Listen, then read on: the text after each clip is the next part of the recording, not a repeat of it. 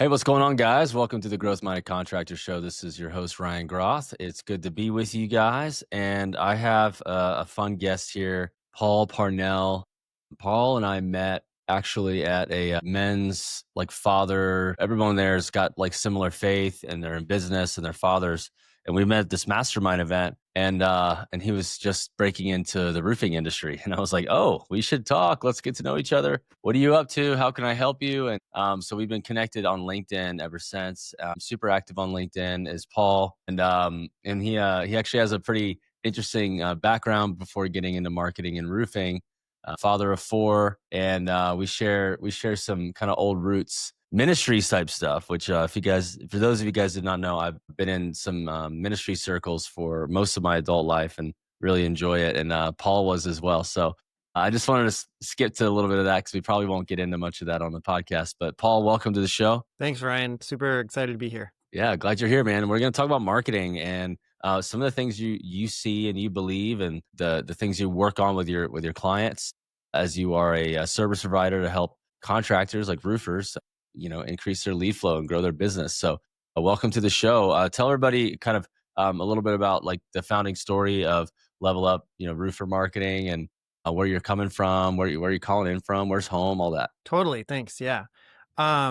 So home, we're based out of North Carolina, near Raleigh. And kind of the startup story is I've been in marketing in one way or another. Like in the ministry, I ran all the marketing for the ministry that I was a part of, as well as the video production and kind of content creation and products. So anything that we did that was going in or out, or website, or all of that, I was in charge of. And so I learned the practical skills of those things. And then over time, I deployed those after being in ministry into businesses. And what I found was over time is I could create this great stuff, right? Like amazing videos.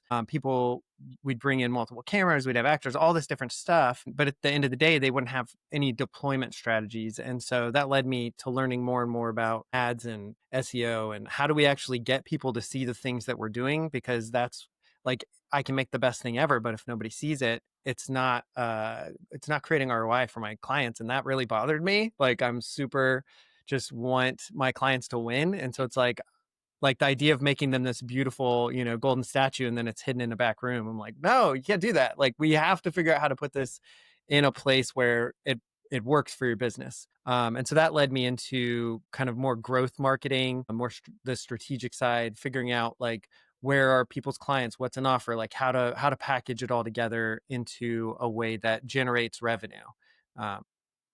Yeah. So you found roofing. How'd you find? What led you to roofing? Yeah. Well, so when I lived in Connecticut, I actually worked with a roofer for a little while doing roofing. I was killer on my knees carrying those 75-pound shingle things up. Man, it was a tough business. So I had a taste for it. And then just happenstance, a friend of mine, they called because they needed some graphic design, and I had done that. And actually it was a ministry connection. And they were like, hey, can you do this graphic design thing? I'm like, yeah, sure. So I got on the phone with the guy who needed it. And then as we were talking, he's like, oh, actually I need all of this stuff. And he had a roofing business. And I'm like, oh, we could do all that for you. And so that was my first roofer. And then when I saw how powerful my skills were for him and helping his business. So we brought him in in 90 days, and he hit $1 million additional revenue in 8 months. And we're like, oh, this is really a valuable add to this industry. That led me down targeting roofers and wanting to really help them. Because it's just that applied leverage. It's like, oh, wow, I can put this effort in for you and I can really help scale your business and let you see, a lot of growth. Yeah, there's so many contractors out there, and I have a lot of friends in marketing that help serve them, and everybody does it very differently. There's everybody's team is different. And it's really good to just know that there's people out there bringing good results, and that's the most important. So it's hard to just be friends with just one, because there's just not enough agencies to serve everybody's needs. But there are a lot of agencies who are trying to and failing, unfortunately. And there's a lot of bad mojo going around with the marketing world. But I'm glad to hear you're off to a great start. I know it's been a little while, so you're not brand spanking new, but you are relatively new into the space. So I hope it continues to go well for you. So now you have, there's really three talking points that you and I talked about covering on today's episode. The first one is profit per sales hour. And then Yeah. we're going to talk about the fire and then interruption versus intentional marketing. And so I would love for you to just open up that first point there around profit per sales hour, how you discovered it, how do you calculate it? What is it? Totally, totally. So, a profit per sales hour or push or psh, however you want to say it, is a metric that we came up with to define the value of a lead source. And we came up with it because during our first year with our first roofer, so like 2 years ago, we were calculating out like his ad spend versus the revenue out versus his time because I'm, like I said, really ROI focused. Like I really wanted to see him grow and scale and see a lot of success. And so as we started to dig in with all of these different numbers, like some of the numbers started to stand out to me. And I'm kind of a numbers guy, a nerd that way. And so I was looking at like close rates and hours spent and like the profit. And I started to put it all together and I was like, oh, whoa, okay. So this one lead source generated, actually I can pull up some numbers so I'm not throwing out numbers.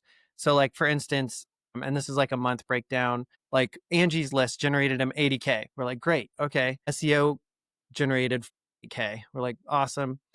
Google Ads generated 66,000. And so we're looking at the numbers, but then when we started to break down like the amount of ad spend and the time spent, it started to reveal a different story, right? And so get that 80K, we put in 10K in Angie's leads. And, so there's still an 8x ROI, which is, as far as ROIs go, that's pretty great. Yeah. But then when we looked at the ROI of organic SEO, we're like, whoa, that's X. Like now we're getting somewhere. And then the Google ads is X. We're like, okay, wait a second. And so then when we started to calculate the reason that we're able to close more of these deals is the amount of time spent, right? So a better lead equals less time spent with the lead before you can actually close them and get Mhm. them the results they want. And so when we divided the amount of sales hours for Angie's leads, it was a lot of sales hours, right? Angie's, you tend to have to like really work them. And so their profit per sales hour in an Angie lead was only $171. We're like, okay, I wonder what the next one is. And so then we calculated SEO and we're like, whoa, that's $1,600 per sales hour. So for every lead that came in organically through our SEO, like either Google Maps or our website, they were like ready to buy. They're like, oh yeah, like It's like tell us you're more. measuring how many hours a sales rep was with those leads from those appointments. You guys we're Yeah. kind of going back and measuring that. How are you doing that? Just like looking at the calendar or like asking the sales rep how much time were you with them? So we're looking at the calendar and then also the close rates. So it's like if we had 10 leads and we're getting this much results, then we could kind of average out how much time was spent per lead. And so then with SEO, it was at, with pay-per-click ads, it was at $725 per sales hour. And the cool thing is, and so it kind of like led us to this idea of like, what if we had a floor of $500 per sales hour is like the lowest we want to go? Then we just push our marketing budget into anything that's above $500 per sales hour and see where it can get us. And so in 8 months, that strategy has led him to add an additional $1 million to his business. And so the reason that we did that was so that we could figure out, what lead sources to actually scale, what lead sources are bringing in the results that we want. That's really good. Just a variable to not try to take away what you're doing, just to add a question. Sure. Was there a variable like with the sales rep that was running those leads, or did you find that they were this like because maybe like was one sales rep getting pay per click and organic versus somebody who's getting Angie's? 'Cause sometimes that's a pretty big variable of like the close rate. Yes, totally. So this was all one sales rep. So Okay. all of the results that we've gotten are the owner. So he's doing Oh, self okay. He's sales. doing his own And sales. Okay. so, yeah, so the close rate is that, and that's something to watch. You're right. So like if I was to do it with a sales team, I would probably try to deliver multiple lead sources to a single sales team so that we could evaluate based on his normal close rate. So if Right. he's normally closing or she, at 25, 30%, and then we're like, well, the Angie leads, it's like 7%. And then, over here, we're closing at 45%. You're like, okay, well, we're starting to see the variables. And then you can start to work those variables in your favor.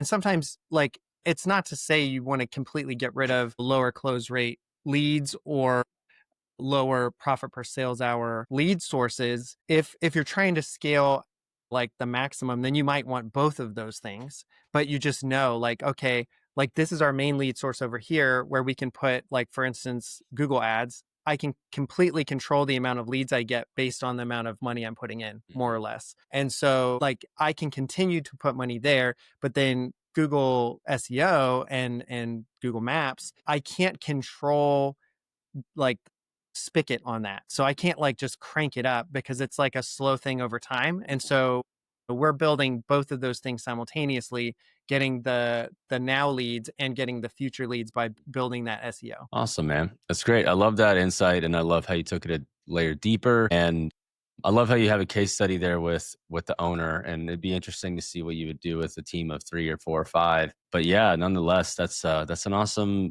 metric that you found out, and I think it's great. Yeah, so let's talk about the second point, which is like scaling a business is like building a campfire or a fire. Being a guy from the Florida, like metropolitan Southeast Florida, I never knew how to build a fire, and it was pretty embarrassing. I'm like, I'd come out. We moved to Hawaii, and there's a lot more fires going on. It's more of a country vibe, and I'm like, I don't know what I'm doing. I don't know what I'm doing. Somebody give me some lighter fluid, please. Like, I need it. I need help.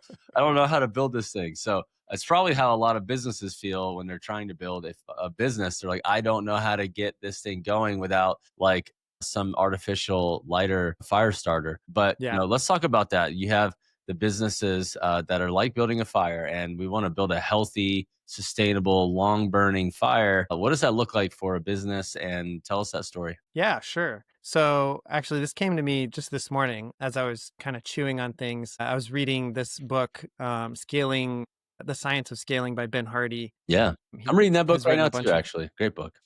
Nice. Yeah. And so, like, there's a lot of really good stuff out it. And it sparked this idea of, like, okay, well, if a business is a fire and, you want certain things from a fire, right? You want light, you want heat, you want these things.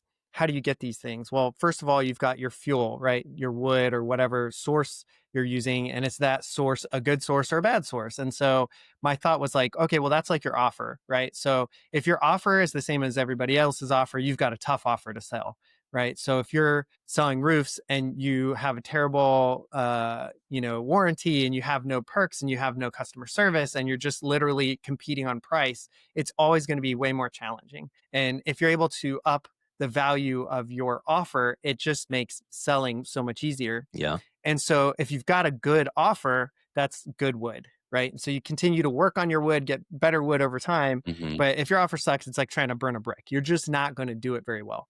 And so then the next is, like, what kind of logs do you have? So you've got like your fuel source, your wood, but then is it long burning, like high intense heat wood, or is it, pine and it burns up in an hour? And, hardwoods versus softwoods, they all burn at different rates. And so that's like your trust signals. So that's Hmm. like SEO, a lot of great reviews, having partners in the community. And when you have those things, it sets you up to burn for a long time. Mm. Right. And so that's like effort you've put in once to continue to get leveraged output over time. And so then you've got things like ads, which are like gasoline. You can throw that right on the fire. You can control how much of that you have or don't have. And so if you've got a great setup with the wood, then you can start throwing gasoline on it and start to see like a pretty big fire. But then if you don't have good airflow, right, and that's like systems and ops and automations, then the fire still will go out, right? So you can have all these other things, but if you don't have an awesome sales team and you don't have great ops managing it, and you aren't actually doing a good job putting the product on, then even all of those other things can't sustain that fire. And so it's a mix of all of those things where you can build out like a large, I'm starting to think of like, in Hawaii, you've got those great bonfires, right? Like you got log upon log and it's like 20 foot tall and it's 60 feet wide, and you put a pig underneath and you've got a party. And so that's really just like each of these steps and each of these pieces allow that business to scale and to grow and to be healthy and sustained. And it'll give you, more heat and more light over a longer period of time. Yeah, that's cool. Love that. That's a good metaphor. I think it helps people understand. Yeah, you got some scenarios. You're like, all right, I got a bunch of like paper, some cardboard, because like what we actually burn cardboard. Because we go to Costco and we have all this extra cardboard and we have this fire pit. And instead of recycling it, I don't know if this is illegal or not, but we just burn it. We just burn the cardboard, and it's like kind of something we do. Just throw some lighter fluid, let it rip, and it goes fast, right? It goes, and then if you don't put more on it, the flame's gone. But we're not trying to hang around the campfire. We're just trying to literally burn, set it and forget it. So as I think about wanting to build a business, something that's not, start up and burn, you want to build it. I think that quality offer, and something that's going to create sustainable flow is important. You can't just let it go. You have to always maintain it. But if it is nurtured and taken care of the right way, it could actually be a very a powerful experience. It could bring a lot of heat, a lot of warmth to a lot of people, and help do a lot of things. So that's the hope for a business, is it's able to do well for a lot of people who are involved. So I love that. Yeah, let's talk, lastly, about interruption marketing versus intention marketing. Yeah. Talk to us about that. Yeah. So intent driven marketing and interruption marketing. So there are these kind of two very different, and when I describe them, you're going to be like, oh yeah, of course, I see that everywhere, kinds of marketing. And interruption marketing is, think it's commercials right in the middle of TV. It's ads on Instagram and Facebook. It's that guy who jumps out at you with the sign in front of the store that's like, go over here. You're not thinking about it. You're not trying to do it. You don't actually want it, but it's the purpose of it is to create instant desire. So like Yeah. if it's done right, it can get people to take action. But a lot of times you have to try and like the amount of action that they'll take is going to be a lot smaller, right? So instead of like, go buy my thing, it's like, hey, here's a free thing for you that could lead you towards buying my thing. And so you're trying to throw out some bait and like hook them in. Whereas intent driven marketing is marketing that is there for somebody who already wants it, right? So it's the Subway sandwich at Subway, and you're going into Subway to get it. You're like, I want Subway sandwich. I'm going to go buy a Subway sandwich. It's the person with the hole in their roof that's like looking on Google. I mean, I the need a reality is, roof. like in roofing, in some areas, it's like after a hail or a wind or a weather or a hurricane event, your marketing is your door knocking. I'm going to go knock on your door. They didn't call a roofer. The roofer is coming to them, versus they're like, Yeah, "Hey, I think I need a new roof," and they're doing research and they're looking on Google, and then they call and schedule a meeting with a roofing contractor. That's the right. practical of it in roofing, as the way I see it. Yeah, yeah. I mean, then that would be interruption marketing, right? And the thing with interruption marketing is nobody ultimately likes being interrupted. And so the flow of interruption marketing versus the flow of intent driven marketing is just there's a lot more resistance there. So, you can door knocking after a hailstorm, you're going to find a lot more people are like, yeah, like look, you see that? That's crazy. And it kind of smooths that process, but in general, like interruption marketing is always a bit harder, and especially digital interruption marketing, you're going to get lower quality leads at first. So you'll get them less quality and less price. And so, what's great about that is you're like, I've got more leads. But then if you're thinking from the position of push, right, of profit per sales hour, you're like, I've got a lot of leads, but it's not generating a lot of revenue. There's a problem. And so then when you focus more on intent driven marketing, oftentimes the cost per lead is a little bit higher, but your revenue is also much higher generally. And that's sort of kind of bridging into another thought is cost per leads versus the sales per lead for lead source, right? And so like if I got $20 leads, like if I'm obsessed with the cost per leads and I'm like, look, I got $20 leads off Facebook, but then it's taking my guys, 10 leads to close one deal, that's not good, right? That's not the picture that we're trying to move towards. We want like, oh, I got $20 leads and every 3 leads we're closing. Like now you're like, okay, this is manageable, this is scalable. And so when we have leads that are already looking for what we have, and that's why the profit per sales hour is higher on Google Ads, is because people are actively going, I need a new roof, help me. And then the roofer's like, hi, I can help you get a new roof. They're like, you're the guy, come out and do it. Yeah. And so that's kind of where your intent driven and your Can I interruption ask you marketing kind of like fit. something that's probably you weren't expecting? Sure, go for it. So how can I? So we do sales training and coaching Yeah. for sales leaders and sales reps for both commercial and residential companies across all trades. We're not Yeah. experts in systems in terms of like shingles or HVAC units. That's the manufacturer can teach you that.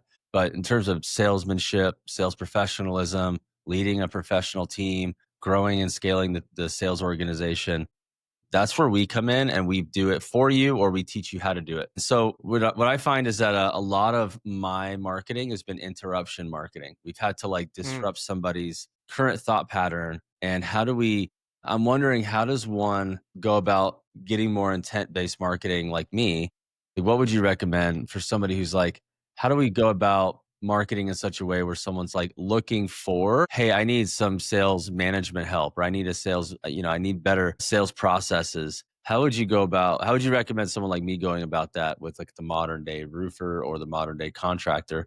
If you were to give me some advice on my show, what would you yeah. recommend? I'd love to do that. That's awesome. So I would think about two different things, peace signs. So the first thing is intent driven marketing. You're thinking about what is it they're actually looking for. So nobody's probably typing in like, I need help managing my sales team, but they Right. might be looking at how can I get more revenue? Right. Right. And so you want to drive down to the like base desire that they have that they're actually going to be typing into Google, and that partly what we do is that's kind of our expertise is figuring out what is it that they're actually looking for, not what do they want, but what is it like, how can we How do I get position to what 10 you're million, doing. or how do I scale my, Yeah, how do I, yeah.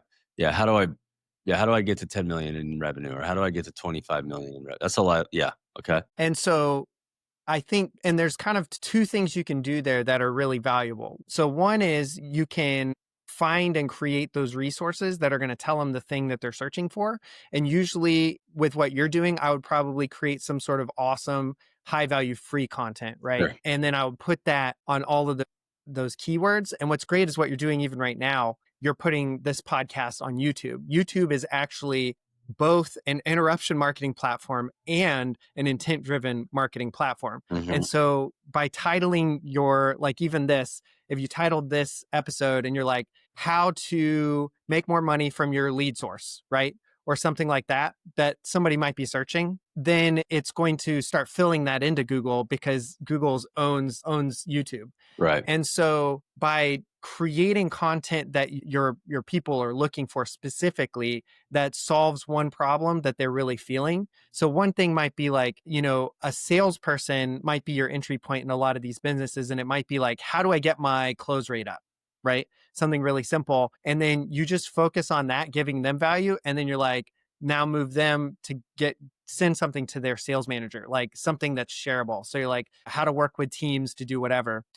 And then the other thing I would do is capture them into an email list. Something that I think is underrated. And it's funny because I still hear on the marketing side a lot of people talking about it, but I think on the business side it's just not talked about that much. But an email list by far has the highest ROI of any marketing channel because somebody's already said that they like what you do and they want you to tell them more. Yeah. So in general, an email list gets you 44x of whatever $1 put in. So if I'm building an email list and I put in, it costs me, let's say like $3 to $5 per like acquisition on the email list, like that acquisition is now worth 44 times that. Yeah. And so that's killer. And I think with what you're doing, it would be amazing to have an email list. I would probably have two, like one for sales leaders and one for sales people. And so you can just give content, link them back to your podcasts, and then eventually like move them into like transitioning it to their leaders, right? And so you give them content and you're like, hey, I've got this free training for sales leaders. And then, if you're a salesman and you want to do better, you're probably like, oh yeah, I'll send this over to my buddy Chip. He's going to love this, right? Yeah. So those are the two things I would be thinking about. Awesome. Super helpful. All right. Sweet. So Paul, let's kind of be real. Like you're not like this massive agency with a bunch of people that work for you. It's you. You're delivering, and you're looking for the perfect company to partner with. And like, let's just say you have the ability to take on 5 more clients over the next 2 months, and you probably have some sort of a competitive but like premium offering, and it's probably performance based, whatever it is that you do. If you were to describe like your ideal customer that you would like to work with, how would you describe them? Sure. So we are looking to work with growth-minded roofing businesses, contractors, or home services that want to add at least $1 million to their next year's revenue. So in 12 months using Google Ads. And we do that through automations, AI, and then intent-driven marketing. Got it. So if you work with a growth minded company, you're you're spending some time with that owner. They're looking at, do they have to have a baseline amount of revenue to start to make sure they have the investment? I mean, they have to have some wood on the fire, I would imagine. They can't be startup because they might have too high of expectations, too short of a timeline. Yeah, What's like the outside of that? What kind of number of employees or type of business model, revenue? sure. What are you hoping for? Yeah, I would say, over a million is definitely going to be easier to invest in marketing. It's also easier to get to over a million if you can invest in marketing, right? But probably 2 to 3 million ready to scale, another 2 to 3 on top Hmm. is really that sweet spot because like I said, Google Ads is kind of like the gasoline. And so if you have systems that are already able to prepare and handle that incoming workload, then adding gas to that fire is awesome. Yeah. Sweet. Awesome. And how can people find you and get maybe some of your free resources, or how can they be in Yeah. touch with you, Paul? So you can find us, I'm on LinkedIn, just spouting out all sorts of knowledge bombs and like Instagram, we're not as active there. And then our website, levelupRoofermarketing.com. And then also I'll send out a blueprint on how to make 300K in 90 days with Google Ads. Is Level Up spelled out completely, or is it with mistake? Yes. Okay, Level Up. So Yeah, can you repeat that one more time for everyone on the website? totally. LevelUpRoofermarketing.com. Okay, Level Up Roofer Marketing. So it's almost as long as salestransformationgroup.com. I love having to tell that to people when I'm talking to my bank or whoever. What Yeah. and it's Can you so say long. that again? Yeah, I'm like it's not. My brother-in-law is like, or my stepbrother rather. He's like sales transportation group. He like likes to make fun of me. He's like transportation group. Anyway, man, You Paul. transport them to better sales. Yeah, that's funny. Translate, transport. Anyway, Paul, super good to have you on. Thanks for sharing your knowledge, and I hope some folks reach out to you who might be in a perfect spot to try somebody like you to work with you and help them scale. So, yeah, blessings to you and your new babies, and Thank appreciate you. all your knowledge today. Yeah, awesome. I love kind of sharing and teaching on this stuff. So thanks a lot for having me. Yeah, glad you're here. See it. All right, guys. Thank you. Subscribe, like, share if you enjoyed it, and we'll see you next time.